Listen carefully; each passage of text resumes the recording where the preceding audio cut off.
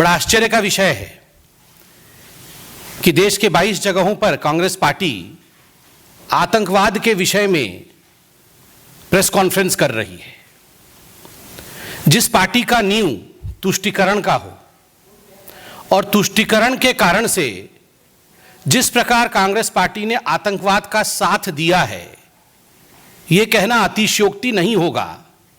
जो हमने पुराने समय में भी कहा था कि कांग्रेस का हाथ आतंकवाद के साथ, जहां जहां आतंकवादी गतिविधियां हुई हैं हिंदुस्तान में, किस प्रकार तुष्टीकरण के राजनीति के कारण कांग्रेस पार्टी ने वहां आतंकवादियों का और आतंकवाद का साथ और समर्थन किया है, यह सूची बहुत लंबी है।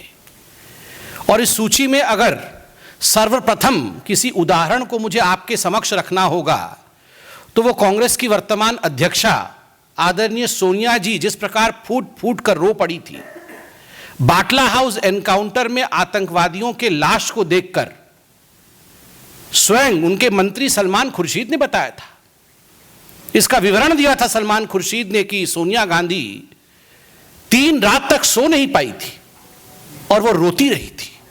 किस लिए रोई थी? क्योंकि आतंकवादी मारे गए थे। दुख होता है कि इस पूरे प्रक्रिया में कांग्रेस पार्टी ने जिस प्रकार बलिदानी मोहन चंद शर्मा जो इंस्पेक्टर रहे बाटला हाउस के समय, उनके ऊपर आघात करती है और आतंकवादियों के साथ खड़ी होती है, वो आज आतंकवाद को लेकर प्रवचन कर रही है। 26/11, आप सभी को 26/11 के विषय में याद है, मीडिया ने पूरे उस वाकया को कवर किया था कि किस प्रकार हाथ पे हाथ धर के कांग्रेस पार्टी 26/11 अपने आंखों के सामने मुंबई में होती हुई देखते रही और कोई ठोस कदम तक उठा नहीं पाई। बाद में कांग्रेस के अंदर से ही आवाज आई कि कांग्रेस को कुछ सख्त कदम उठाना चाहिए था। और तो और 26/11 में किस प्रकार पाकिस्तान को क्लीन चिट देने का प्रयास, आतंकवादियों को क्लीन चिट देने का प्रयास कांग्रेस पार्टी ने किया सोनिया गांधी जी के कहने पर। दिग्विजय सिंह जी ने आरएसएस की साजिश, इस प्रकार एक किताब का भी लोकार्पण किया और बार बार पाकिस्तान को बचाने की यथासंभव कोशिश करते रहे। मीडिया ने यह भी दिखाया कि जब 26/11 का हमला हिंदुस्तान के ऊपर हो रहा था, तब राहुल गांधी पार्टी कर रहे थे एक फार्म हाउस में दिल्ली में। जो आतंकवादी गतिविधि के समय पार्टी करते हैं, मौज मस्ती करते हैं, वो आज 22 जगहों पर आतंकवाद को लेकर प्रेस कॉन्फ्रेंस की हिम्मत रखते हैं। जाकिर नायक, कांग्रेस और जाकिर नायक का तो रिश्ता आप सबको पता है। गांधी परिवार ने राजीव गांधी फाउंडेशन में 50 लाख से अधिक रुपए जाकिर नायक से बतौर डोनेशन लिया था। आतंकवादी जाकिर नायक को बचाने के लिए कांग्रेस पार्टी ने वो सारे हथकंडे अपनाए। आपको याद होगा, माइनॉरिटी अफेयर्स मिनिस्टर इत्यादि ने चिट्ठी लिखे थे जाकिर नायक के समर्थन में कि जाकिर नायक के ऊपर किसी प्रकार का आंच नहीं आना चाहिए। वो जाकिर नायक जिसने हिंदुस्तान में आतंकवादी गतिविधियों को बढ़ाने के लिए एक आइडियोलॉजिकल प्लेफील्ड का काम किया, जिसने लोगों के मन मस्तिष्क के अंदर देश के विरोध में, धर्म को लेकर एक उन्माद पैदा किया, उस आतंकवादी जाकिर नायक के साथ स्वयं सोनिया गांधी खड़ी थी, क्योंकि उनके पति राजीव गांधी के नाम पे डोनेशन लिया सोनिया गांधी जी ने।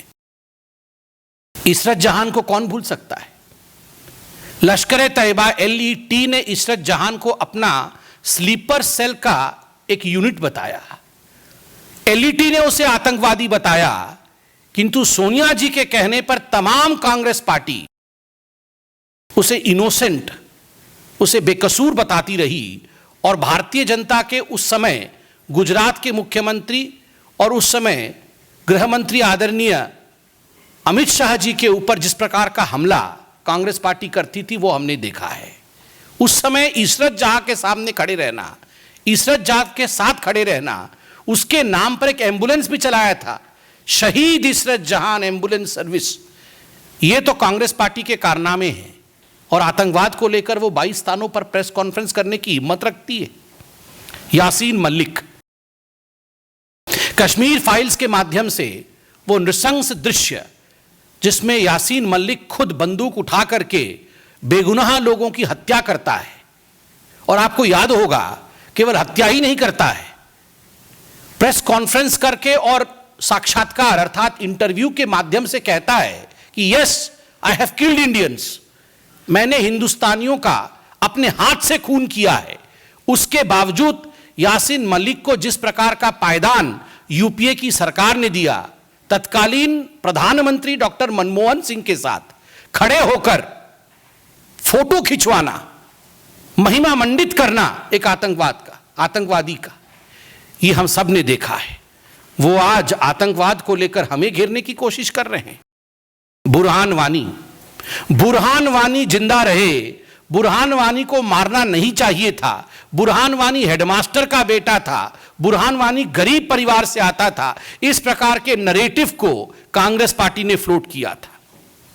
बंधुओं, कोई तो कारण होगा जो हाफिज सईद जैसा कुख्यात आतंकवादी अगर किसी पार्टी से विश्व में प्यार करता है तो उस पार्टी का नाम कांग्रेस पार्टी।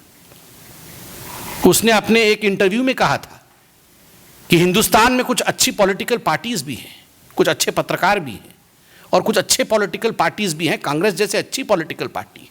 क्या कारण है जो आतंकवादी हाफिज सईद को कांग्रेस एक अच्छी पार्टी लगती थी? कोई तो कारण होगा ना, कोई तो साठगांठ होगा।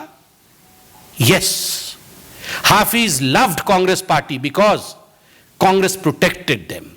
कांग्रेस ने हमेशा उन्हें प्रोटेक्ट किया, हमेशा उन्हें संरक्षण दिया।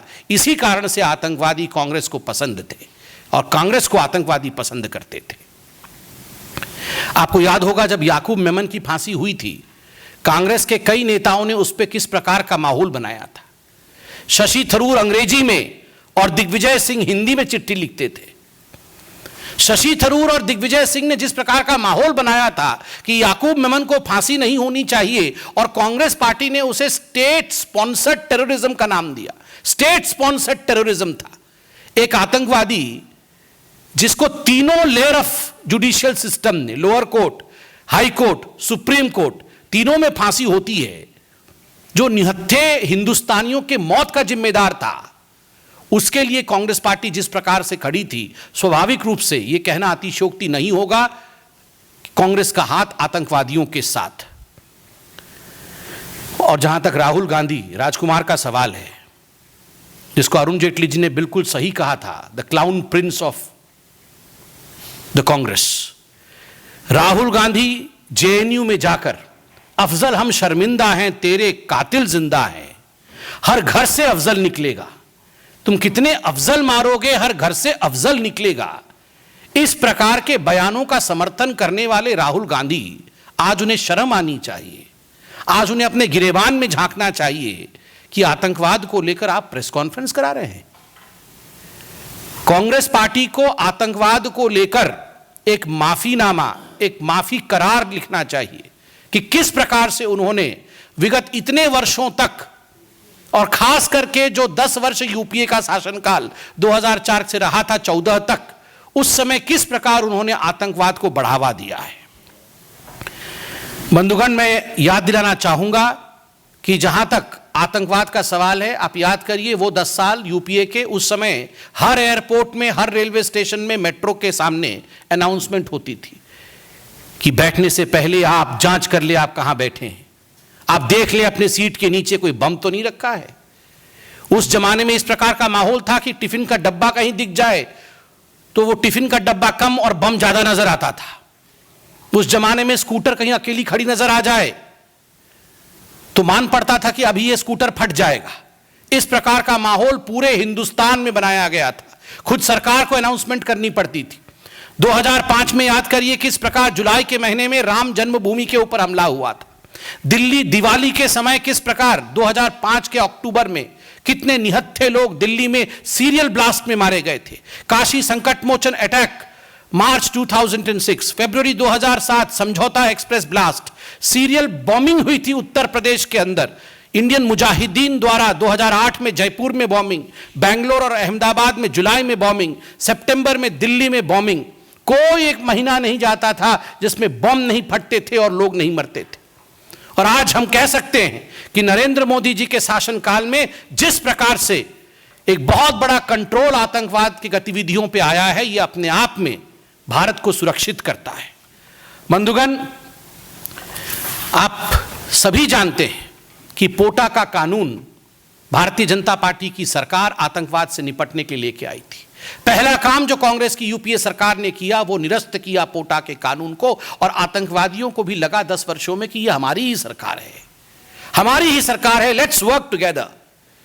आतंकवादियों और कांग्रेसियों ने मिलकर एक साथ जिस प्रकार का माहौल पूरे हिंदुस्तान में खड़ा किया था उसका विवरण मैंने दिया है। और तो और केवल पाकिस्तान के साथ ही नहीं, चाइना के साथ भी 2008 में एमओयू साइन करके, शी जिनपिंग जो अभी चाइनीज प्रीमियर हैं वो उस समय मौजूद थे, गांधी परिवार के उस एमओयू साइन एक्ट के समय जिस प्रकार से चोरी चुपके एक एमओयू साइन किया गया, the contours of the MOU is still not known. What were the contours of the MOU? ये देश बेचने का काम आतंकवादियों के हाथ में, आतंकवाद की गतिविधियों को देश में बढ़ावा देने का काम इस गांधी परिवार ने अपने सत्ता को बनाए रखने के लिए किया है। आज बोलने में कोई गुरेज नहीं है।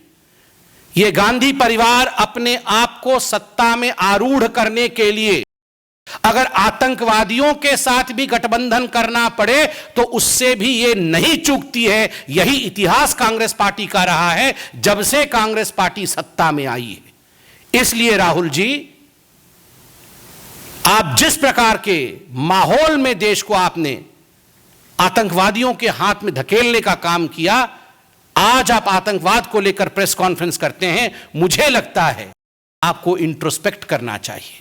मुझे लगता है आपको अपने गिरेबान में झांकना चाहिए कि आखिर आप और आपके परिवार ने किस प्रकार से आतंकवादी गतिविधियों को हिंदुस्तान में बढ़ावा दिया है।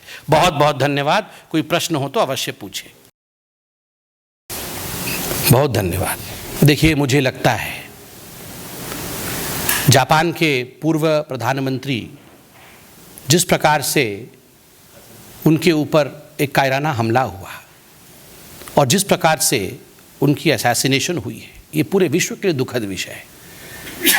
वो हिंदुस्तान के लिए एक दोस्त थे, वो पूरे विश्व के लिए अच्छी कामनाएं करते थे।